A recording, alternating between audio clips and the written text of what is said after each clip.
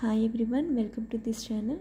Friends, మనం ఈ వీడియోలో సీనియర్ ఇంటర్ థర్డ్ యూనిట్కి సంబంధించి మానవ శరీర నిర్మాణ శాస్త్రము, శరీర ధర్మశాస్త్రం నుంచి కొన్ని విషయాలు అయితే డిస్కస్ చేయబోతున్నాం. అంటే ఫస్ట్ దేహ కదలిక, ఆకృతి, తర్వాత కండరం గురించి అయితే ఎక్స్ప్లెయిన్ చేయబోతున్నాం క్లియర్ కట్గా. మనకి మామూలుగా దేహ కదలికకు, ఆకృతికి మనకి ఏం అవసరం అవుతాయంటే ఎముకలు అవసరం అవుతాయి, అట్లాగే కండరాలు అవసరం అవుతాయి. ఈ పుర్రె, ముఖం, అక్షాస్థి పంజరం, అట్లాగే కపాలంలో ఇట్లాంటి ఎముకలు ఇమిడి ఉన్నాయి. అసలు మనకి అస్థి పంజరం యొక్క ఇంపార్టెన్స్ ఏంటి, మన మూమెంట్స్ ఎట్లా, అందులో ఉన్న మెకానిజం ఏంటో ఈ వీడియోలో డిస్కస్ చేద్దాం. మనం అస్థి పంజరం ఏంటంటే మనకి ఆర్గన్స్ అన్నిటికీ ఇదే ఆధారం. ఈ అస్థి పంజరానికే మన ప్రతి ఒక్క ఆర్గాను ఆనుకొని అతుక్కొని ఉంటుంది. మన శరీర బాడీ అంతటికి ఆకృతినిస్తుంది, అట్లాగే లోపల ఉన్న ఆర్గన్స్కి ప్రొటెక్షన్ని కూడా మన అస్థిపంజర వ్యవస్థ కలుగు చేస్తుంది అనమాట. ఈ వీడియోలోకి ఎంటర్ అయ్యే ముందు దయచేసి మీ అందరికి ఒక రిక్వెస్ట్, ఈ ఛానల్ని ఫస్ట్ టైం చూస్తున్న వాళ్ళు ఎవరైనా ఉన్నట్లయితే please to subscribe, and me friends ఎవరైనా ఉన్నట్లయితే వాళ్ళకి షేర్ చేయండి. మరిన్ని ఇంపార్టెంట్ అండ్ ఇన్ఫర్మేటివ్ వీడియోస్తో ఈ ఛానల్ మీ ముందుకైతే వస్తుంది. ఇవి మీ ఎస్ఏ బయాలజీ ప్రిపరేషన్కి చాలా చాలా ఉపయోగపడతాయి. దయచేసి డిఎస్సి కోసం ప్రిపేర్ అవుతున్న అభ్యర్థులు ఈ ఛానల్ని సబ్స్క్రైబ్ చేసుకోండి, అట్లాగే లైక్ చేయడం తప్పనిసరిగా చేయండి. Thank you. టైం వేస్ట్ చేసుకోకుండా మనం కొన్ని ఇంపార్టెన్స్ హైలైట్ పాయింట్స్ మనకు అర్థమయ్యే విధంగా ఈ టాపిక్ని చూద్దాం. మనకి మామూలుగా ఈ ఎముకలు టోటల్గా 206 అయితే పిల్లల్లో 300 వరకు ఉంటాయి. అట్లాగే కండరాలు ఎన్ని ఉంటాయంటే 640. పుర్రెలో ఎన్ని ఎముకలు ఉంటాయంటే 22, ముఖంలో 14 ఉంటాయి, అక్షాస్థి పంజరంలో 80 ఉంటాయి అన్నమాట. కపాలంలో 8 ఎముకలు ఉంటాయి. ఇవి ఇంపార్టెంట్, ఇవి వాల్యూస్ గుర్తుపెట్టుకోవాలి.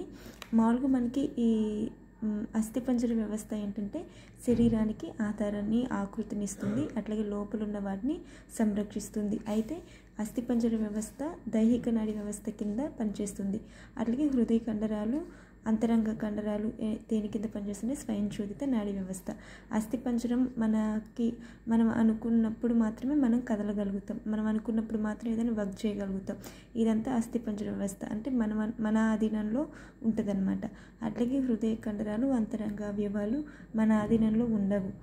అవి వాటంతటికి అవి వర్క్ చేసుకుంటూ ఉంటాయి. కాబట్టి మన హార్ట్ అయినా, మన లోపల ఆర్గన్స్ అయినా ఎప్పుడు వాటి కదలికలు, వాటి మూమెంట్స్ చేయబడతాయి. కాబట్టి అవి మన ఆధీనంలో ఉండి వాటి ఆధీనంలోనే అవి పనిచేస్తూ ఉంటాయి. స్వయంచోదిత నాడీ వ్యవస్థ కింద పనిచేస్తూ ఉంటాయి అన్నమాట. నెక్స్ట్ మనం చూస్తే ఇక్కడ ఈ టాపిక్స్ అయితే మనం ఈ లెసన్లో ఈ టాపిక్స్ గురించి నేర్చుకుంటాం. కండరం, అస్థిపంజరం, కీళ్ళు, కండరాస్థిపంజర వ్యవస్థల అపస్థితులు, వీటిలో ఉన్న మెకానిజం కూడా నెక్స్ట్ పేజెస్లో ఉంది. ఇప్పుడు మనమైతే కండరం గురించి ఎక్స్ప్లెయిన్ చేసుకుందాం. ఇక్కడ కొన్ని ఇంపార్టెంట్ చూడండి. మనకి తెలిసింది కదలిక జీవుల యొక్క ప్రధాన లక్షణం కదలడం, మూమెంట్సే కదా. అయితే కొన్ని జీవులు కొన్ని విధాల ఆర్గన్స్ని ఉపయోగించుకొని వాటి మూమెంట్స్ని చూపిస్తాయి అన్నమాట. ఈ సీలియాలు కావచ్చు, కసబాలు, ఫ్లాజెల్లా, స్పర్శకాలు అంటే టెంటకిల్స్ కావచ్చు. వీటన్ని ఇంగ్లీష్ వర్డ్స్లో కూడా గుర్తుపెట్టుకోవాలి మనం.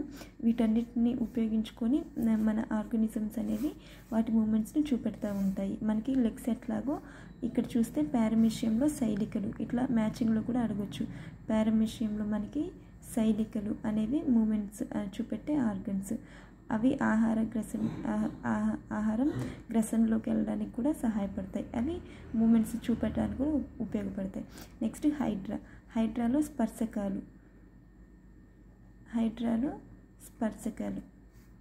నెక్స్ట్ ఇవి కూడా అంతే, వాటిని ఫుడ్ కోసం అట్లాగే మూమెంట్స్ కోసం ఇది గుర్తుపెట్టుకోవాలన్నమాట.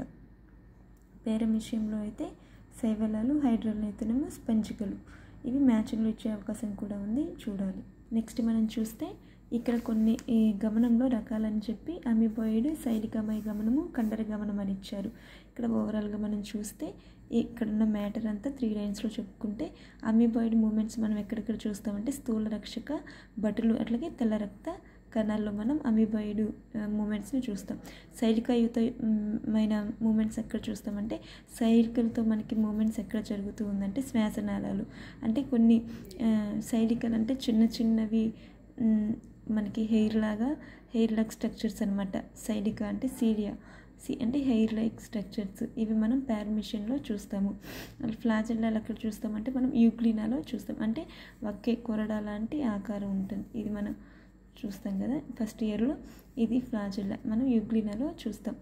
అయితే మనకి సైలికా మత అంటే సీలియా ఎక్కడ ఉంటుందంటే సీలియా స్ట్రక్చరు, శ్వాసనాళాలు, అట్లాగే ప్రత్యుత్పత్తి నాళాలు, మెదడు. అంటే మూమెంట్స్ని ఆ విధంగా అవి జరుపుతూ ఉంటాయి. పిండాన్ని జరపడం, అంటే మన వాయువు తీసుకున్నప్పుడు లోపలికి స్మూత్గా వెళ్ళడానికి ఆ ఆర్గన్స్ అనేవి అవి గమనం అనేది సీలియా అనేది మనకి ఉపయోగపడుతుంది.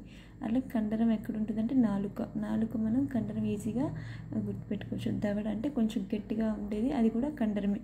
పూర్వ చర్మంగా, వీటిల్లో మనకి కండరయుత మూమెంట్స్ అయితే ఉంటాయి. నెక్స్ట్ కండరం మనకి మధ్యస్థత్వం నుంచి ఏర్పడుతుంది. ప్రౌఢ మానవులో 40 to 50% వరకు దేహం బరువు కండర కణజాలం నుంచి వస్తుందన్నమాట. ఇది మనకి సంకోచశీలతను ప్రదర్శిస్తుంది. ప్రేరణశీలతను అంటే ప్రేరణకు స్పందించడం, సంకోచశీల అంటే కూర్చుగా లావుగా మారే గుణం, స్థితిస్థాపకత ఎలాస్టిసిటీ అంటే సంకోచం చెందిన ఒక రబ్బర్ బ్యాండ్ని మనం లాగి వదిలేస్తే మళ్ళీ దాని యథాస్థితికి వచ్చేస్తుంది కదా, అది ఎలాస్టిసిటీ అంట. ఇది కండరం ఇలాంటి 3 క్యారెక్టర్స్ని చూపిస్తుంది. మనం కండర నిర్మాణం గురించి తెలుసుకోవాలంటే రేఖిత కండరం నిర్మాణం గురించి మనం చూస్తే చాలా క్లియర్ కట్గా అర్థమవుతుంది. రేఖిత కండరం, హృదయ కండరం, అరేఖిత కండరాలని 3 కండరాలు మనం ఫస్ట్ ఇయర్లో తెలుసుకున్నాం. ఇవి టిష్యూస్ గురించి చదివేటప్పుడు.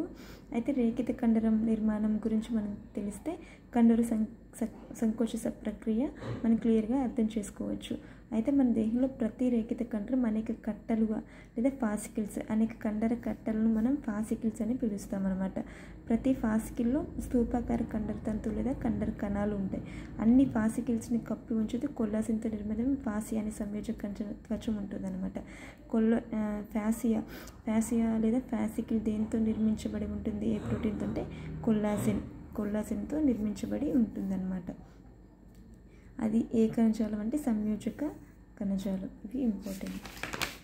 నెక్స్ట్ మనం చూస్తే ఈ బాక్స్లో కొల్లాజెన్, ఎముక, మృదులాస్థి, స్నాయుబంధనం, ఇతర సంయోజక కణజాలాలు, ఇవి గమనిక ఉన్నవి చాలా క్లియర్గా అబ్జర్వ్ చేయండి. తంతుయుత ప్రోటీన్, మానవ దేహంలో అతి సమృద్ధిగా ఉండే ప్రోటీన్ ఏంటిది అంటే కొల్లాజెన్. ఈ కొల్లాజెన్తోనే ఈ కండరం ఫ్యాసికిల్స్ అనేవి ఏర్పడతాయి అన్నమాట. ఇక్కడ ఉన్న ఎముక కానీ, మృదులాస్థి, స్నాయుబంధనం, టెండన్ అంటే బోన్ టు టిష్యూస్కి ఉండేది ఏంటి అంటే ఇదే. బోన్ టు టిష్యూస్ బోన్ నుంచి టిష్యూస్కి కనెక్ట్ అయ్యి ఉండేది స్నాయుబంధనం, టెండన్. మరి బోన్ టు బోన్కి కనెక్ట్ అయ్యి ఉండేది ఏంటి అంటే లిగమెంట్ అన్నమాట. నెక్స్ట్ కండర తంతువు సూక్ష్మ నిర్మాణం. ఇందులో ఏంటంటే కండర తంతువు యొక్క ప్లాస్మా త్వచాన్ని సార్కోలెమ్మా అంటారు. అట్లా కండర తంతువులు ఏ స్థితిలో ఉంటాయంటే సిన్సిషియల్ స్థితి అంటే బహుకేంద్రిక స్థితిలో ఉంటాయి అన్నమాట. ఎందుకు ఈ బహుకేంద్రిక స్థితి అంటే ఏక కణాల్లో ఉన్న మయోబ్లాస్ట్ల కణాలన్నీ కలిసి ఒక కండర తంతువు ఉంటాయి అన్నమాట. అంటే మయోబ్లాస్ట్ సెల్స్ అన్నీ కలిసి అవన్నీ ఏకస్థితికి ఉంటాయి. ఇవన్నీ కలిసి ఒక ఫాసికిల్ లాగా ఏర్పడతాయి. అప్పుడు దీనికి బహుకేంద్రిక కండర స్థితి వస్తుందన్నమాట. అంటే సెన్సేషియల్ స్టేజ్ వస్తుందన్నమాట. నెక్స్ట్ ఇందులో ఉండే జీవ పదార్థాన్ని అంతర్జీవ ద్రవ్యజాలకాన్ని ఏమంటారంటే సార్కోప్లాస్మిక్ రెటిక్యులం అంటారనమాట. ఇందులో ఏముంటాయంటే కాల్షియం అయాన్లు. ఈ క్రింది వారిలో కాల్షియం అయాన్లు నిల్వ ఉండే కండరం యొక్క ప్రదేశం ఏంటి అంటే సార్కోప్లాస్మిక్ రెటిక్యులం. ఇది ఇంపార్టెంట్. నెక్స్ట్ మనం కండర సూక్ష్మతంతువు నిర్మాణం, దీని గురించి చదివితే చాలా క్లియర్గా చెప్పడం జరుగుతుంది. దయచేసి గమనించండి. అసలు కండర నిర్మాణం అంటే మనకు గుర్తొచ్చేది ఏంటంటే యాక్టిన్, మయోసిన్. యాక్టిన్, మయోసిన్ ఈ 2 ప్రోటీన్ల ద్వారా కండర నిర్మాణం జరుగుతుంది. మరలా నిష్కాంతి పట్టీలు, కాంతి పట్టీలు అని ఉంటాయి కదా. అయితే కాంతివంతమైన పట్టీని యాక్టిన్తో నిర్మితమై ఉంటుంది. నిష్కాంతవంత పట్టీ మయోసిన్ అనే ప్రోటీన్తో నిర్మితమై ఉంటుంది. ఇక్కడ చూస్తే కనుక యాక్టిన్ ప్రోటీన్తో పాటుగా మళ్ళీ మనకి ఏమిటంటే ట్రోపోనిన్, ట్రోపోమయోసిన్ అనే 2 నియంత్రణ ప్రోటీన్లు ఉంటాయని తెలుసు కదా. పలుచగా ఉండే ప్రోటీన్ని మనం యాక్టిన్ ప్రోటీన్ అంటారు. మందంగా ఉండేది మయోసిన్ అని మనకి ఆల్రెడీ తెలుసు. అయితే పలుచగా ఉండే యాక్టిన్ ప్రోటీన్ని సన్నని పలుచని తంతువులని కూడా పిలుస్తారు. ఇక్కడ ఉంది. అట్లాగే మందంగా ఉండే మయోసిన్ని మందపు లేదా దళసరి తంతువులని పిలుస్తాం. ఇక్కడ ఏం చెప్తున్నారంటే ఈ కాంతివంతపు పట్టి అంటే ఏంటిది? యాక్టిన్. యాక్టిన్ అనే పట్టీని ఏమని పిలుస్తారు అంటే ఐ పట్టీ లేదా సమప్రసారక పట్టీ, ఐసోట్రోపిక్ పట్టీ, బాండ్ అని పిలుస్తారనమాట. ఈ నిష్కాంతివంతపు పట్టీ అంటే మయోసిన్ ప్రోటీన్ ఉన్న పట్టీని ఏమని పిలుస్తారంటే ఏ ప్రోటీన్. ఎందుకు అంటే ఇది అనైసోట్రోపిక్ బ్యాండ్ అనమాట. ఇవి ఎందుకు ఈ అనైసోట్రోపిక్ ఐసోట్రోపిక్ ఏంటంటే ఇక్కడ మనకి సూక్ష్మదర్శిని క్రింద పరిశీలించినప్పుడు అవి తమ గుండా ధృవిత కాంతిని పోలరైజ్డ్ లైట్ని ప్రసరింపచేసే ధర్మాన్ని బట్టి వాటికి ఐసోట్రోపిక్ అనైసోట్రోపిక్ అనే పేర్లు వచ్చాయి అన్నమాట. ఇప్పుడు టోటల్గా మనం చూస్తే మయోసిన్ అనేది నిష్కాంతివంత పట్టీ, దీన్ని ఏ పట్టీ అని కూడా పిలుస్తారు. యాక్టిన్ అనేది కాంతివంతపు పట్టీ, దీన్ని ఐ పట్టీ లేదా సమప్రసారక పట్టీ అని కూడా పిలుస్తారు. యాక్టిన్తో పాటుగా ట్రోపోనిన్, ట్రోపోమయోసిన్ అనే 2 ప్రోటీన్లు నియంత్రణ ప్రోటీన్లు అవి కూడా ఉంటాయి అన్నమాట. అయితే ఇక్కడ మనం అబ్జర్వ్ చేస్తే ఇది ఇక్కడ చూడండి, ఇక్కడ సన్నని తంతువులు, అట్లాగే ఇక్కడ దళసరి తంతువులు ఏంటి మయోసిన్, సన్నటి తంతువులు ఏంటి యాక్టిన్, వీటి మధ్యలో ఉన్నవి దళసరి తంతువులు అనమాట. అయితే పైనున్న సన్నటి తంతువులు యాక్టిన్ తంతువులు కదా, వీటిని మనం ఐ పట్టీ అని కూడా పిలుస్తాం కదా. వీటి మధ్య భాగంలో మనకి ఒక స్థితిస్థాపకత గీత ఉంటుంది. ఇది ఇక్కడ మనం అబ్జర్వ్ చేస్తే దాన్ని మనం జడ్ గీత, దీన్ని మనం క్రాసే త్వచం లేదా డోబీ గీత అని కూడా పిలుస్తామన్నమాట. క్రాసే త్వచం లేదా డోబీ గీత అని కూడా పిలుస్తాం. ఈ స్ట్రక్చర్లో మనం క్లియర్గా చూడొచ్చు. అయితే ఇక్కడ దళసరి తంతువు అంటే మయోసిన్లో ఇక్కడ సన్నని గీత ఉంటుంది అనమాట. ఇక్కడ కూడా ఒక గీత ఉంటుంది, త్వచం స్థితిస్థాపకత త్వచం, దీన్ని ఎం లైన్ లేదా ఎం గీత అని కూడా పిలుస్తాం అనమాట. నెక్స్ట్ ఇక్కడ చూడండి, జడ్ గీతలో అంటే ఐ పట్టీని 2 భాగాలుగా విభజించే స్థితిస్థాపకత లైన్ అంటే జడ్ గీత లేదా క్రాసే త్వచం లేదా డోబీ గీత. దాన్ని జర్మన్ పదం అనమాట. అది జ్విషన్ అంటే మధ్యలో బిట్వీన్, స్క్రైబ్ అంటే డిస్క్ చక్రావం. అదేవిధంగా ఎం గీతలో ఎం మిటల్ స్క్రైబ్, మిటల్ అంటే మిడిల్, స్క్రైబ్ అంటే డిస్క్ అని అర్థం. ఇది ఒకసారి చూడండి. నెక్స్ట్ కండరఖండితం. ఇక్కడ గుర్తుపెట్టుకోవాల్సిన విషయం ఏంటంటే కండరఖండితం అనేది నిర్మాణాత్మక క్రియాత్మక ప్రమాణం. కండర సూక్ష్మ తంతువు యొక్క నిర్మాణాత్మక క్రియాత్మక ప్రమాణం ఏంటంటే కండరఖండితం లేదా సార్కోమియర్. ఇది ఇంపార్టెంట్, సార్కోమియర్. ఇక్కడ చూడండి, ఏ పట్టీ అంటే దళసరి తంతువు యొక్క పట్టీలో ఇక్కడ యాక్టిన్ తంతువులు లేని ప్లేస్ ఉంది కదా, ఇక్కడ ఈ ప్లేస్ని ఏమంటారంటే మనం హెచ్ మండలం, హెచ్ జోన్ అని పిలుస్తామన్నమాట. హెచ్ మండలం అంటే దళసరి తంతువుల్లో యాక్టిన్ తంతువులు లేని, సన్నని తంతువులు లేని ప్రాంతాన్ని హెచ్ జోన్ అని పిలుస్తాం. నెక్స్ట్ మనం చూస్తే సంకోచశీల ప్రోటీన్ల నిర్మాణం. ఇక్కడ ఏంటంటే మనం ప్రతి యాక్టిన్ తంతువులో 2 తంతుయుత ఎఫ్ తంతువులు ఉంటాయి అన్నమాట. ఈ ఎఫ్ తంతువుల్లో మళ్ళీ ఏముంటాయంటే జీ తంతువులు, జీ యాక్టిన్లు ఉంటాయి అన్నమాట. ఇవన్నీ ఒకదానికొకటి పొలిమరైజేషన్ జరిగి ఎఫ్ యాక్టిన్ ఏర్పడుతుంది. నెక్స్ట్ చూస్తే మనం ఆల్రెడీ చెప్పుకున్నట్టు యాక్టిన్ తంతువులతో 2 కంట్రోల్డ్ ప్రోటీన్స్ కూడా ఉంటాయి కదా, అవి ట్రోపోమయోసిన్, ట్రోపోనిన్, 2 నియంత్రణ ప్రోటీన్లు. అయితే ఇందులో మళ్ళీ 3 ఉప ప్రమాణాలు ఉంటాయి, టీఎన్టీ, టీఎన్ఐ, టీఎన్సి. కాల్షియం అయాన్తో కలిసి ఉంటే టీఎన్సి, ట్రోపోనిన్ ప్రోటీన్తో ఉంటే టీఎన్ఐ, అట్లాగే ట్రోపోమయోసిన్తో ఉంటే టీఎన్టీ. ఇక్కడ ఇంపార్టెంట్ ఏంటంటే ఈ టీఎన్ఐ ఉంది కదా, అంటే ఇది యాక్టిన్ అనే తంతువు ట్రోపోమయోసిన్ ద్వారా మయోసిన్ తంతువుపై, మయోసిన్ ప్రోటీన్పై బంధించబడి ఉండడానికి ఈ టీఎన్ఐ హెల్ప్ చేస్తుంది అనమాట. ఇక్కడ ఇది ఇంపార్టెంట్, గుర్తుపెట్టుకోవాలి. టీఎన్సీ అంటే కాల్షియం అయాన్స్ని రిలీజ్ చేస్తుంది, టీఎన్టీ అంటే ట్రోపోమయోసిన్తో అట్లా బంధించబడి ఉంటుంది. అట్లాగే మయోసిన్ గురించి తెలుసుకుంటే అది మయోసిన్ అనేది ఒక చాలక ప్రోటీన్, ఇది రసాయనిక శక్తిని యాంత్రిక శక్తిగా మారుస్తుంది. ఇప్పుడు మయోసిన్ మనం స్ట్రక్చర్ అబ్జర్వ్ చేస్తే ఇందులో మీరోమయోసిన్లు అని ఉంటాయి అన్నమాట. అయితే మీరోమయోసిన్లో మనకి తల, తోక అనే 2 ప్రధాన భాగాలు ఉంటాయి. ఇక్కడ తల, ఇక్కడ తోక, ఇక్కడ మెడ ఉంది కదా, మళ్ళీ ఈ తల మెడను బారపు మియోమైసిన్ అంటారు. ఇక్కడ చూడండి, తల ప్లస్ మెడ కలిపి ఏమంటారంటే భారపు మీరోమయోసిన్. అలాగే తోకను తేలిక మయోసిన్ అంటారనమాట. ఇది తోకను తేలిక మయోసిన్ అంటారు. ఇక్కడ కొంచెం ఇన్ఫర్మేషన్ ఇవ్వడం జరిగింది, ఇది ఒకసారి అబ్జర్వ్ చేయండి. నెక్స్ట్ త్రయ వ్యవస్థ, ట్రయడ్ సిస్టమ్.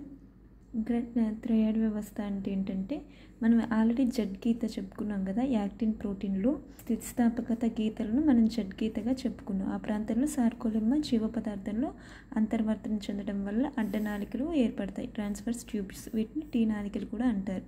ఈ టీ నాళికలు మళ్ళీ దానికి సన్నిహితంగా ఉండే 2 సిస్టర్ని కలిపి త్రయ వ్యవస్థ అని పిలుస్తాం. ఇంపార్టెంట్ పాయింట్ ఏంటంటే కండర ఖండితంలో కాల్షియం అయాన్లు అధికంగా అంత్యసిస్టర్నీలో నిల్వ చేయబడతాయి అన్నమాట. అంత్యసిస్టర్నీలో అధిక కాల్షియం అయాన్లు నిల్వ చేయబడతాయి. నెక్స్ట్ చూస్తే మనం చాలక ప్రమాణం ఏంటి అంటే చాలక నాడీ కణం అక్షయ తంతువులోని టీలో 2 రెట్లు అంతమయ్యే కండర తంతువు భాగాన్ని అంటే అంతమయ్యే భాగాన్ని చాలక ప్రమాణం అంటారు. చాలక నాడి సార్కోలెమ్మా మధ్య గల సంధి తలాన్ని కండర నాడీ సంధి, ఇది చాలక అంత్యఫలకం అని కూడా అంటారనమాట. ఇది కండరంలో కొంచెం మ్యాటర్ అనమాట. నెక్స్ట్ కండరం సంకోచించే మెకానిజం గురించి అయితే తెలుసుకుంటాం. నెక్స్ట్ అస్థిపంజరం గురించి అయితే తెలుసుకుంటాం. కనుక చూస్తూనే ఉండండి. Thank you for watching.